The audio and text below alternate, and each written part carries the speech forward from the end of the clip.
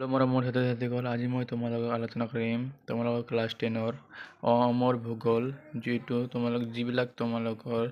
very important question আছে আজি A to Z আলোচনা কৰাই দিম এইটো ভিডিঅ'ৰ জৰিয়তে তো এইটো অধ্যায় হ'ল চতুৰ্থ অধ্যায় তোমাৰ ভূগোলৰ তোমাৰ টোটাল মাৰ্ক আছে 14 5 মাৰ্ক 1 মাৰ্ক কি আছে 1 2 3 4 5 মাৰ্ক তোমাৰ 1 মাৰ্ক কি হয় আৰু 4 মাৰ্কৰ একটা আহিব আৰু 5 মাৰ্কৰ এটা আহিব আৰু টোটাল মাৰ্ক হয় তোমাৰ 14 তোমাৰ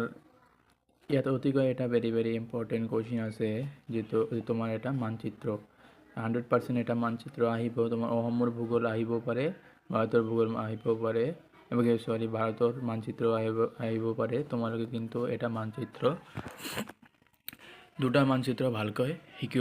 শিকিবাই তোমাৰ 100% আহিবই তে এই কাৰণে তোমালোকে এতিয়াৰ পৰাই প্ৰেক্টিস কৰা যেটো তোমাৰ পৰীক্ষা আহিয়ে গৈছে আৰু তোমাৰ আহিবলগীয়া 100% কমন কোৱেশ্যন বিলাক মই ডিসকাস কৰি দি আছো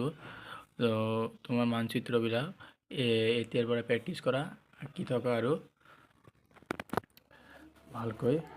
শিকা মানচিত্ৰবিলাক কেনেকুৱা তোমালোকে শিকি যাবা আৰু মই তোমাৰ 100% কমন কেইটামান কোৱেশ্যন হল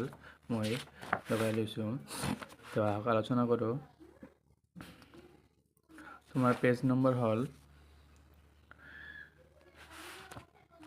108 তো 6 নম্বৰ প্ৰশ্নটো অতিকৈ ইম্পৰ্টেণ্ট অসমৰ জনসংখ্যা বিতৰণৰ বিভিন্নতাৰ কাৰণবোৰ উদাহৰণসহ চমুকৈ আলোচনা কৰা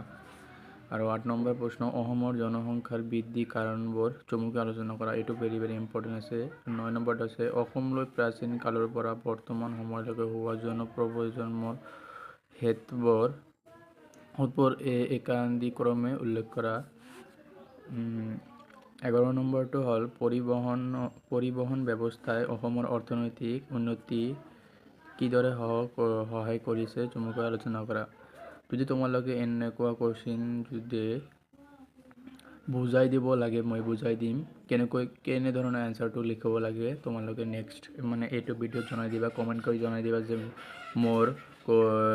আনসাৰ লাগে মানে আনসাৰ কিছুমান ধাৰণা লাগে তো মই জনাই দিম অসমৰ পৰিবহন ব্যৱস্থা উন্নয়নৰ অন্তৰায় হিচাপে দেখা দিয়া 5টা প্ৰধান কাৰণ উল্লেখ কৰা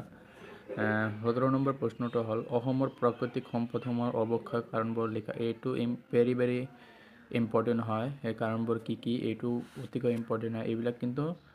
নাচাৰিবা এইবিলাক পঢ়িবাই বৰ্ধিত জনসংখ্যা প্ৰকৃতিত সম্পদৰ ওপৰত কেনেদৰে প্ৰভাৱ পেলাইছে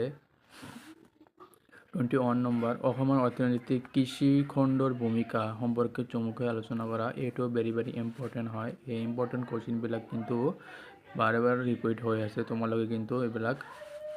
পঢ়িবা আৰু ঘৰত বহি লিখিবা বহিত কিন্তু লিখিবা অসমৰ চাহ উদ্যোগ বিষয়ে চমুকৈ লিখা আৰু এটো ইম্পৰ্টেণ্ট নহয় তাও দি থৈছো তোমালোকে কিন্তু চাই যাবা 32 নম্বৰ অসমৰ কৃষি উন্নয়নৰ সমস্যাবোৰ উল্লেখ কৰা এটো ভেৰি ইম্পৰ্টেণ্ট কোৱেশ্যন হয় আৰু 33 নম্বৰ অসমৰ ঔদ্যোগিক বিকাশ এতিয়াও কিয় মন্থৰ হৈ আছে তাৰ কাৰণসমূহ লিখা এইটো অতি ইম্পৰ্টেণ্ট হয়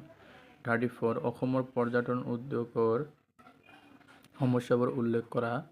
35 অসমৰ অৰ্থনৈতিক উন্নয়নৰ সম্ভাৱনাবোৰ কি এইটো ভিডিঅ'ত তোমালোকৰ বোৰ্ড প্ৰশ্নবিলাক ইতিমধ্যে আলোচনা কৰা হল কিন্তু এমসিকিউ বিলাক ইতিমধ্যে আলোচনা কৰা হোৱা নাই মই এমসিকিউ বিলাক ভালকৈ পঢ়ি চাই আছো তো এমসিকিউৰ ভিডিঅ' নেক্সট ভিডিঅ'ত মই দি দিম তো থ্যাংক ইউ চেনেলটো নতুন হলে সাবস্ক্রাইব কৰি ল'বা আৰু যদি তোমাৰ আৰু ভূগোলৰ আৰু নোটস মানে লাগে মানে ইম্পৰ্টেণ্ট কোৱেশ্যন লাগে তোমালোকে কমেন্টত জনাই দিবা ধন্যবাদ তোমাৰ বন্ধু বান্ধৱীসকলৰ এইটো ভিডিঅ' শ্বেয়াৰ কৰিবা আৰু লগতে ডিসকাস কৰি ল'বা